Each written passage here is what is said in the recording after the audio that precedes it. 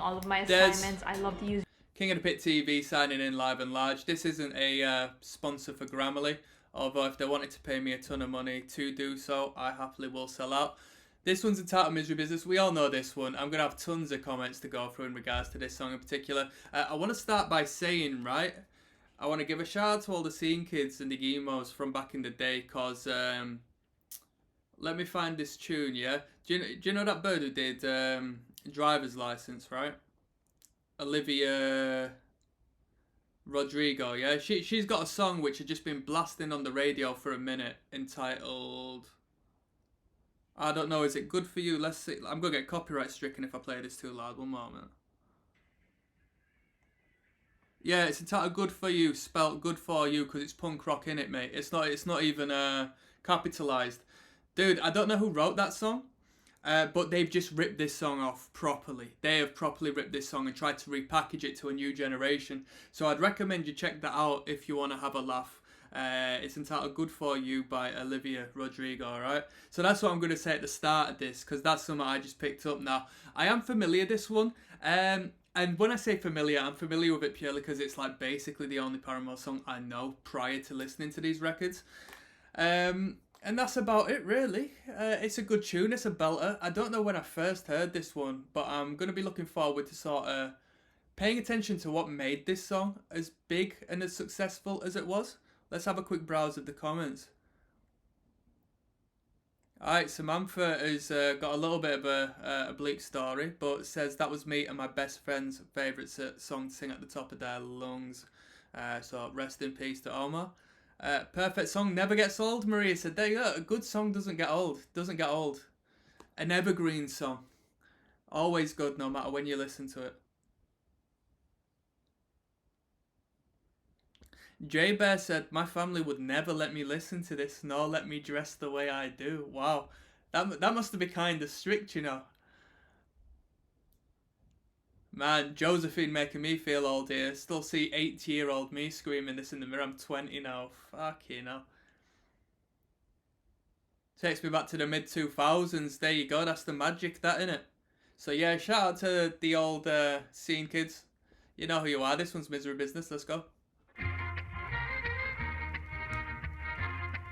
Was this a sample, and where was it sampled from? That intro. This has got to be a sample, innit?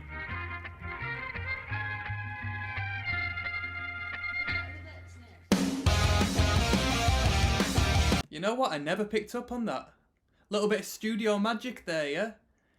Man, it's cool when bands do that, at least when the producers do that, when they throw a little bit of the insight to the recording process onto the recording. I do think the band tends to be the ones who do that when they're listening back and say, oh yeah, keep that in, keep that in.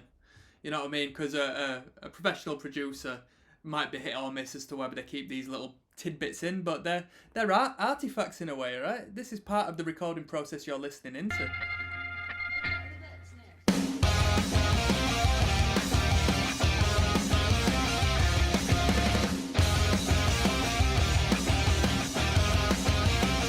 It is a classic guitar riff, isn't it? It's simple, but that is the Misery Business riff. You can't rip it off. I'm in the business of misery. Let's take it from the top. She's got a body like an hourglass, it's ticking like a clock. It's a matter of time before we all run out. When I thought he was my verse, you're just palm muting that chorus melody, or at least that intro melody. The chorus melody might change a little bit, but you're just palm muting it. You've just died it down a little bit. You're creating a dynamic for the explosion of what's to come. She caught him by the mouth. I waited a long run. She finally set him free. I told him I couldn't lie. Nice little I don't know whether you'd call that a rake on the strings there. Very tight, almost funky guitar playing. He was the only one for me. 2 weeks and we caught on fire. She's got it out for me, but I wear the biggest smile.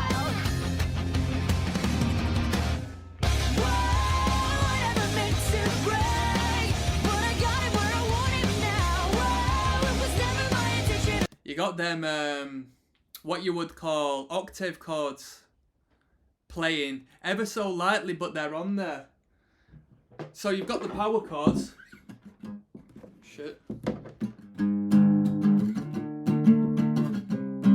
Whereas you've got the these over the top.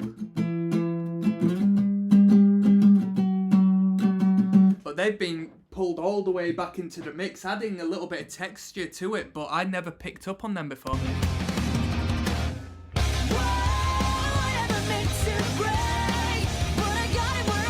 That, no, no, no, no.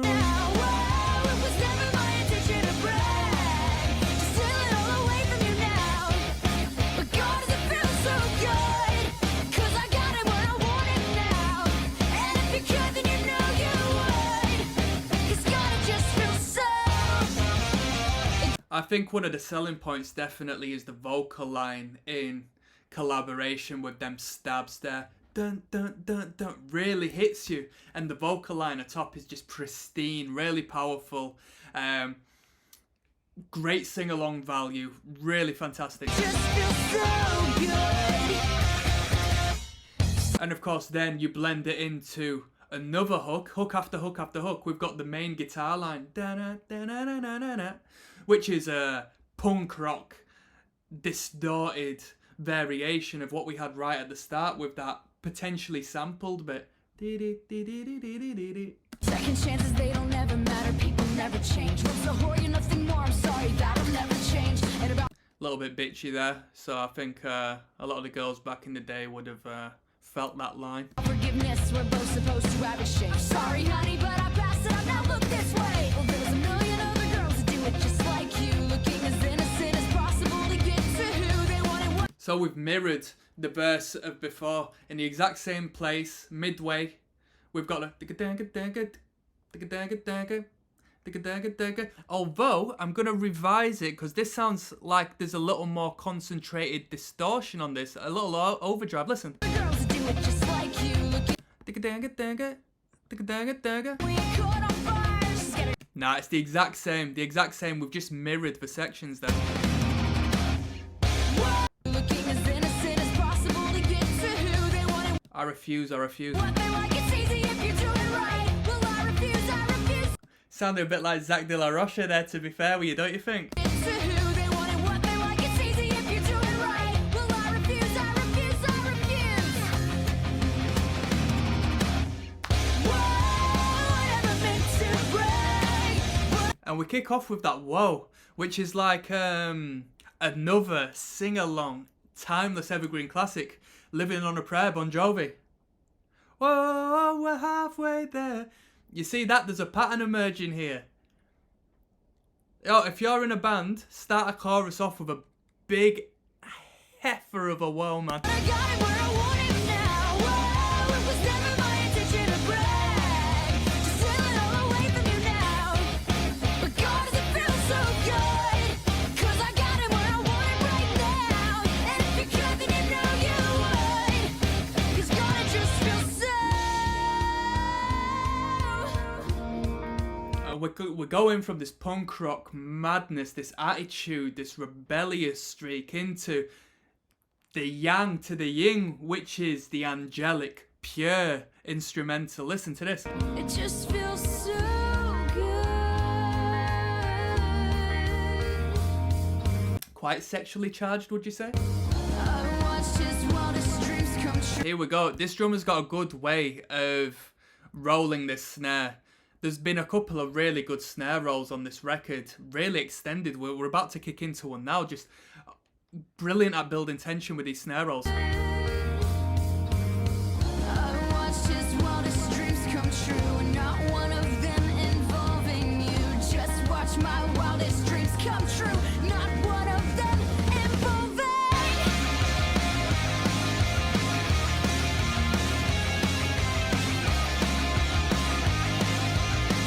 I mean, the guitar really takes the limelight in this song because as far as the bass guitar goes, I've not paid too much attention to it in all fairness.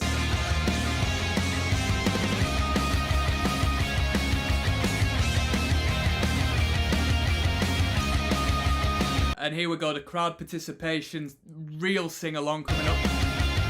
This section was built for a stadium. This was built for a stadium. This was built for an academy, built for a great venue.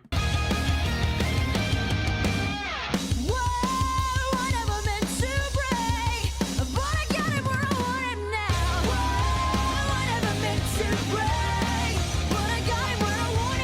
know what I mean? I'll throw my 2 cents in, if that's what you call it, you Americans. I'd go as far as saying I would have just changed the drum beat to a kick drum during that bit, or like a. That's what I'd do, like a little skanker or something.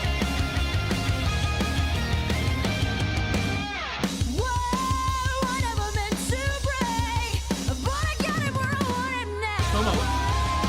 Pay attention to that little restrain as well. That dun. We just hold it back before we blow straight into it, so we go from nothing to something. We go from 0 to 100, and that 100 is just blowing your head off with this distortion and this whoa. Come on.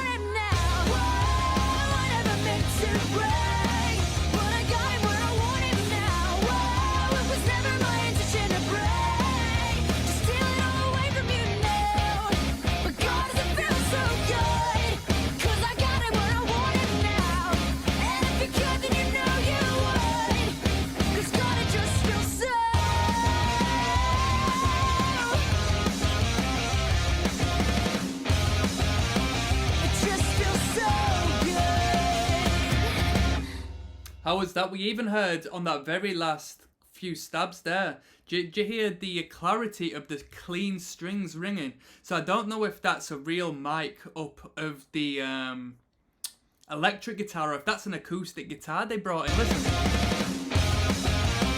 It just feels so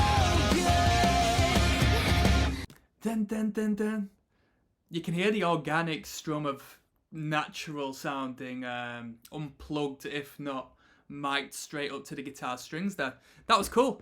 Yeah, that was Misery Business. I'm going to do a little overview of this record and give it a rating. But if you want to hear that and you want to support me and you want to have access to these full listen throughs from the moment I record them, as opposed to waiting, check out the description. Support your boy. You can recommend whatever you want, or we can keep the show going on. Basically, I'm signing out.